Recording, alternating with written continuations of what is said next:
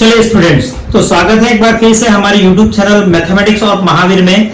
देखिए आज वीडियो थोड़ा अलग ही होने वाला है। मैं थोड़ा इनविजिबल रहूंगा क्योंकि थोड़ा प्रॉब्लम की वजह से, ठीक है ना। हम साइंस का स्टार्ट की थी, साइंस का फर्स्ट चैप्टर मैंने करा दिया था। सेकंड चैप्टर है आपका अम्ल, क्षारक एवं लवण। देखो आपके सामने नोट्स एकदम प्रिपेयर आपको मिल जाएंगे ऊपर, ठीक है। मैं प्रॉपर मतलब लाइन टू लाइन आपको पूरा एक्सप्लेन कर दूंगा कि कैसे होता है, कैसे आया, ये कैसे होगा, ठीक है ना। अम्ल क्या होते हैं, क्षारक क्या होते हैं, लवण क्या होते हैं, ठीक है ना। तो चलिए चलते हैं, हम टाइम ज्यादा मतलब वेस्टेज नहीं करेंगे। एक बार फिर बता दूं, आप चैनल पर नए हो तो चैनल को सब्सक्राइब जरूर करना, ताकि मैं आपके लिए पूरी साइंस मतलब अच्छे व्यवस्थित तरीके से करा सकूं। मैथ्स में करा ही रहा हूं, ठीक है, साथ साथ में साइंस भी करा ही रहा हूं। तो हमारा अध्याय नंबर 2 है मतलब कक्षा 10 का अम्ल, क्षारक एवं लवण। अब ध्यान देखिए, अम्ल क्या होते हैं। देखिए वे पदार्थ जो आपने सबने सुन रखे हैं, देखिए छोटी क्लास में आपने पढ़ा होगा कि जो स्वाद में खट्टे होते हैं, यही तक पढ़ा आपने। जो स्वाद में खट्टे होते हैं वो क्या कहलाते हैं, अम्ल कहलाते हैं। लेकिन थोड़ा यहाँ एडवांस और हो जाएगा, जो जली विलयन में H+ आयन देते हैं, ठीक है ना। मतलब जल में घुलकर क्या आयन देंगे, H+ आयन देंगे। जैसे कि हाइड्रोक्लोरिक अम्ल, ठीक है ना, HCl आपके सामने है, ठीक है ना। CH3COOH एसिटिक अम्ल बोला जाता है इसको, ठीक है ना। H2SO4 को सल्फ्यूरिक अम्ल बोला जाता है, अम्लों का राजा भी बोलते हैं जिसे, ठीक है ना। ये इंपॉर्टेंट अम्ल है जिसको अम्लों का राजा भी बोला जाता है, ठीक है ना। H2S, ठीक है ना। तो ये कैसे है, सारे अम्ल हैं। क्या है, अम्ल। ये जल में घुल के क्या आयन देते हैं, H+ आयन देते हैं, ठीक है ना। अब इसके अपोजिट आपने क्षार भी सुन रखे हैं, ठीक है ना। आपने यही तक सुना है कि स्वाद में कड़वे होते हैं, ठीक है ना, यहां तक तो सब जानते हो। लेकिन यहां पर आपको देखो जली विलयन में हाइड्रोक्सिलिक अम्ल, ठीक है, जैसे कि OH- देते हैं। क्या देते हैं, OH-। अब वहां पर H+ देते थे, यहाँ क्या देते हैं, OH-। अब देखिए यहाँ पर भी उदाहरण देख लिया, NaOH देख लीजिए, KOH देख लीजिए, CaOH का होल ट्वाइस दे दीजिए। देखो अपने आपको एक छोटा सा मतलब ट्रिक बता दो। ट्रिक तो क्या है, आप 99% जिसके पीछे OH लगा होता है वो सारे क्षार होते हैं, और जिसके पीछे H आपको आगे पीछे H दिख जाए वो क्या होते हैं, अम्ल होते हैं। लेकिन 99% बोला मैंने, 1% क्या होते हैं, अम्ल हो भी सकते हैं। जैसे कि आपने अभी एसिडिक अम्ल पढ़ा था, इसके पीछे आपने CH3COOH पढ़ा था ना, OH लगा हुआ है लेकिन वो क्या है, एक अम्ल है, ठीक है ना। क्या है, अम्ल है। तो इसको थोड़ा ध्यान में रखना है, ठीक है ना। अब इसके बाद हम लवण पे आते हैं, ठीक है ना। लवण एकदम मतलब इजी है एकदम। वे पदार्थ जो अम्ल व क्षार की अभिक्रिया से बनते हैं, ठीक है ना, लिखा हुआ आपके सामने। वे पदार्थ जो अम्ल और क्षार की क्रिया से बनेंगे, मतलब अम्ल भी रहेंगे जो H+ आयन वाले, और क्षार भी रहेंगे OH- वाले। उन दोनों की क्रिया से जो बनेंगे वो क्या कहलाते हैं, लवण कहलाते हैं। क्या कहलाते हैं, लवण कहलाते हैं। जैसे कि NaCl सोडियम क्लोराइड बोलते हैं, जिसको साधारण नमक का सूत्र है, ठीक है। NaHCO3, ठीक है ना, NaCO3 को सोडियम हाइड्रोजन कार्बोनेट बोलते हैं। इसका यूज हम आगे पढ़ेंगे, क्या यूज होता है, कैसे होता है, ठीक है ना। ये सारे क्या है, लवण है, ठीक है ना। इसको बैंकिंग सोडा बोलते हैं, लेकिन हम बाद में पढ़ेंगे, जो आप टॉपिक आ जाएगा, ठीक है ना। तो ये क्या हो गए, अम्ल, क्षार और लवण हमने एक्सप्लेन कर दिए। अब देखिए हम अभिक्रिया पढ़ेंगे एक एक। अम्ल और क्षारक के गुणधर्मों की पहचान किस तरह से की जाती है वो हम एक एक करके पढ़ेंगे। देखो अब इनकी पहचान कैसे की जाती है, तो एक सूचक होता है, ठीक है ना। अब सूचक भी देखो दो प्रकार के होते हैं, एक प्राकृतिक सूचक होते हैं, कृत्रिम सूचक होते हैं। जो अम्लों और क्षारों की क्या बताते हैं, प्रकृति बताते हैं। क्या बताते हैं, प्रकृति, मतलब उनका नेचर कैसा है, ये सब बताते हैं। ये क्या कहलाते हैं, सूचक कहलाते हैं। क्या कहलाते हैं, सूचक।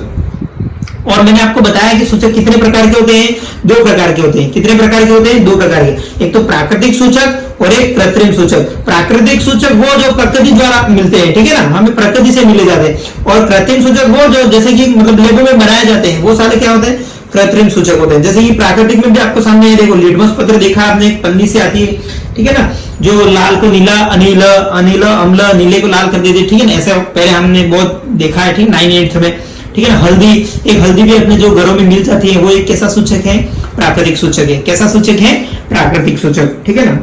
अब कृत्रिम सूचक में देख लीजिए मेथिल ऑरेंज, ठीक है ना, ये हमें लेबोरेटरी में मिल जाएंगे बहुत सारे लेबों में, ठीक है ना। फिनोप्थेलिक, ठीक है ना, फिनोप्थेलिक अम्ल, ठीक है ना, ये भी क्या है, कृत्रिम सूचक है। क्या है, कृत्रिम सूचक। अब देखिए हम एक एक करके अभिक्रिया पढ़ेंगे। अम्लों के साथ धातु की अभिक्रिया पढ़ेंगे, फिर क्षारों के साथ धातु की अभिक्रिया पढ़ेंगे, ठीक है ना। मैं आपको बता दूं, देखो अम्लों की अगर आप धातु के साथ अभिक्रिया करें या अधातु के साथ, मतलब क्षार की धातु के साथ अभिक्रिया, मतलब अम्लों की भी धातु के साथ अभिक्रिया और क्षार की भी धातु के साथ अभिक्रिया, तो दोनों कंडीशन में आपको क्या मिलेगा, लवण तो मिलेगा इसी, क्योंकि एक अम्ल क्षार है, ठीक है ना। अम्ल की अभिक्रिया धातु के साथ करो तो लवण तो मिलना ही है, और क्षार की अभिक्रिया भी धातु के साथ करो तो लवण तो मिलना ही है।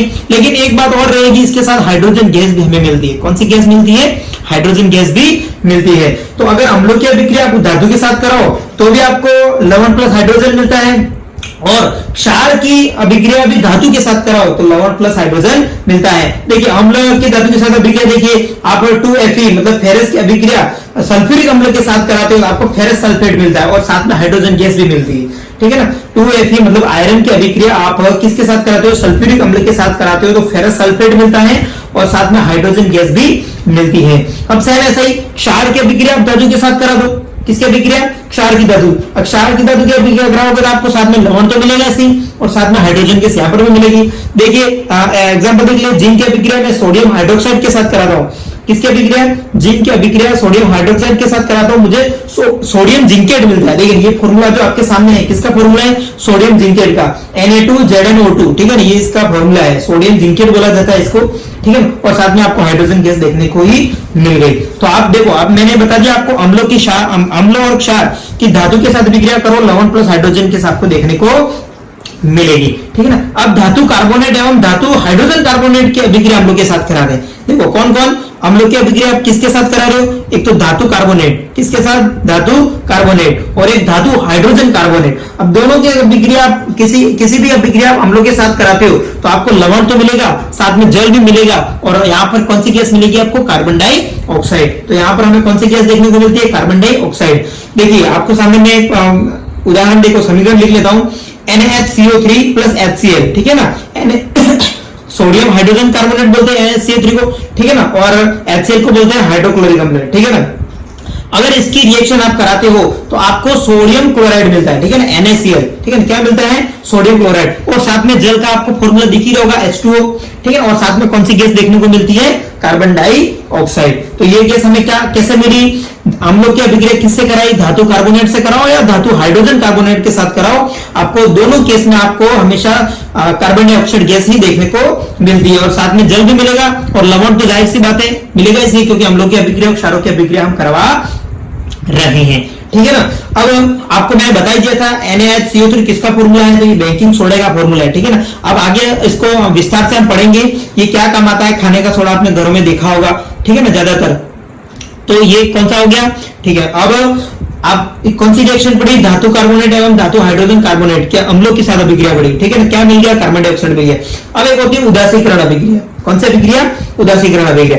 देखो ये अभिक्रिया परस्पर अम्ल और क्षारों के बीच में होती है, ठीक है ना। उदासीकरण का अभिक्रिया किसमें होती है, अम्ल और क्षार के बीच में। अगर यहाँ पर देखो किसी अम्ल और क्षार आ गया तो लवण तो मिलेगा, इसकी जाहिर सी बात है लवण तो हमें देखने को मिलेगा, लेकिन आपको साथ में जल भी देखने को मिलता है। तो साथ में कौन मिलेगा, जल भी देखने को मिलेगा। जैसे कि ले लो हाइड्रोक्लोरिक की अभिक्रिया सोडियम हाइड्रोक्साइड के साथ करा दो, किसके साथ अभिक्रिया, हाइड्रोक्लोरिक की अभिक्रिया सोडियम हाइड्रोक्साइड के साथ करा दो तो आपको सोडियम क्लोराइड मिलता है और साथ में आपको जल भी देखने को मिलता है। तो ये कैसी अभिक्रिया है, उदासीकरण अभिक्रिया। कैसी अभिक्रिया है, उदासीकरण अभिक्रिया। अब देखिए, अब हमने आगे जैसे उदासीकरण के पहले हमने पढ़ लिया धातु कार्बोनेट, धातु हाइड्रोजन कार्बोनेट। अब हम पढ़ेंगे अम्ल धातु, देखो अम्ल जो होते हैं धातु ऑक्साइडों से अभिक्रिया भी करते हैं और क्षार होते हैं वो अधातु ऑक्साइडों के साथ भी अभिक्रिया करते हैं। तो इन दोनों केस में क्या होता है वो भी हम आपका डिस्कस कर लेते हैं। देखिए अब धातु ऑक्साइड अगर अम्लों के साथ अभिक्रिया करते हैं, किसकी बात करो, पहले मैं धातु ऑक्साइड की बात कर रहा हूं, ठीक है ना।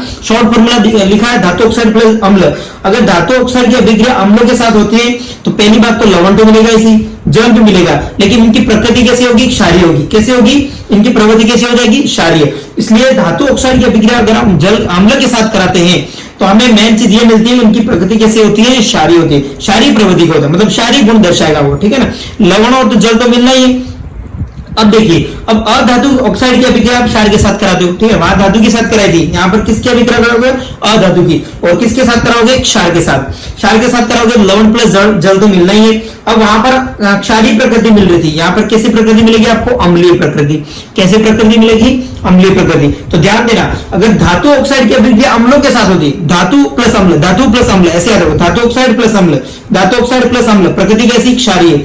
अधातु और क्षार दोनों इनके पीछे वाले क्षार और अधातु इनकी अभिक्रिया अगर क्षार के साथ कराते हो तो आपको अम्लीय प्रकृति मिलेगी। कैसी प्रकृति मिलेगी, अम्लीय प्रकृति मिलेगी। अब इनमें समानताएं क्या होती है, अम्ल एसिड और बेस जो होते हैं हमारे अम्ल क्षार, उनमें क्या क्या समानताएं होती है वो भी हम देख लेते हैं, ठीक है ना। अब देखिए, अम्ल और क्षार जलीय विलयन में मतलब घुल जाते हैं, क्या होते हैं, आयनित हो जाते हैं। मतलब आप कह सकते हो कि हाइड्रोक्लोरिक या NaOH मतलब सोडियम ऑक्साइड लेता हो तो ये जल में कैसे मिलते हैं, देखो हाइड्रोजन अलग निकल जाता है, क्लोरीन अलग, मतलब H+ और Cl- रिएक्शन से मिल गया हमको। अब आपने सोडियम हाइड्रोक्साइड भी की अभिक्रिया आप कराते हो तो आपको सोडियम अलग मिल जाता है और OH- भी अलग मिल जाता है। तो अब देखिए ये जो अम्ल और क्षार ये क्या समानता होती है इसमें, ये क्या होते हैं जल में आयनित हो जाते हैं। अब ध्यान रखना जो अम्ल और क्षार दोनों होते हैं वो बहुत डेंजरस होते हैं, मतलब इनको हमें मतलब टच नहीं करना चाहिए, ठीक है ना, टच नहीं करना चाहिए। और मतलब स्वाद जैसे चाकू यूं करके मुंह में तो बिल्कुल भी नहीं डालना चाहिए, ठीक है ना। तो ये हमारी कौन सी हो गई, अम्ल व क्षार में समानताएं होगी। क्या क्या समानताएं होती है, ठीक है ना। अब नेक्स्ट हम पढ़ेंगे तनुकरण।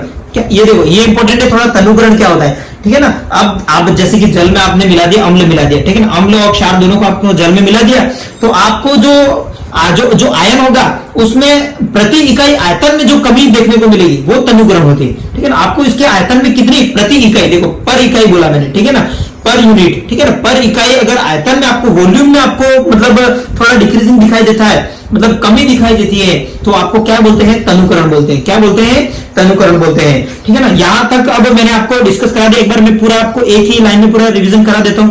हमने अम्ल देखे स्वाद में कैसे होते हैं, खट्टे होते हैं, ठीक है ना, H+ आयन देते हैं जलीय विलयन में। क्षार के साथ आपको कड़वे होते हैं और OH- देते हैं, ठीक है ना। हाइड्रोक्लोरिक अम्ल हमने एसिटिक अम्ल वगैरह जो भी साथ में देख लिया हमने, ठीक है ना। अब देखिए उसके साथ हमने लवण पढ़े, ठीक है ना, इन दोनों की प्रवृत्ति दर्शाते हैं।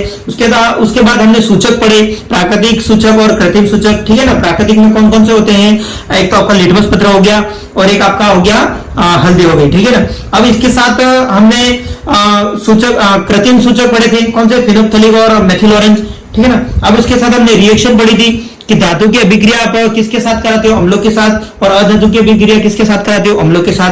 तो ये पूरा हमने डिस्कस कर लिया और वहां पर हमें कौन सी गैस देखने को मिलती है, हाइड्रोजन गैस। कौन सी गैस, हाइड्रोजन गैस, ठीक है। उसके बाद हमने धातु हाइड्रोजन और धातु हाइड्रोजन कार्बोनेट की अभिक्रिया, धातु कार्बोनेट और धातु हाइड्रोजन कार्बोनेट की अभिक्रिया अगर धातु के अम्लों के साथ कराते हो तो वहां पर हमें कार्बन डाइऑक्साइड गैस देखने को मिलती है। तो ये भी हमने पूरा पूरा डिस्कस कर लिया यहाँ से, ठीक है। उसके बाद हमने उदासीकरण अभिक्रिया पढ़ी, अम्ल और क्षार उनकी देखो मतलब दोनों जल में मिलकर क्या बनाते हैं, लवण और जल बनाते हैं, दोनों आपस में परस्पर क्रिया करते हैं, क्या बनाते हैं, जल बनाते हैं। तो वो क्या कहलाते हैं, उदासीकरण अभिक्रिया। जिसकी हमने हाइड्रोक्लोरिक और सोडियम हाइड्रोजन ऑक्साइड की अभिक्रिया कराई थी तो आपको NaCl मिला था, ठीक है ना, साथ में जल को देखने को मिला था।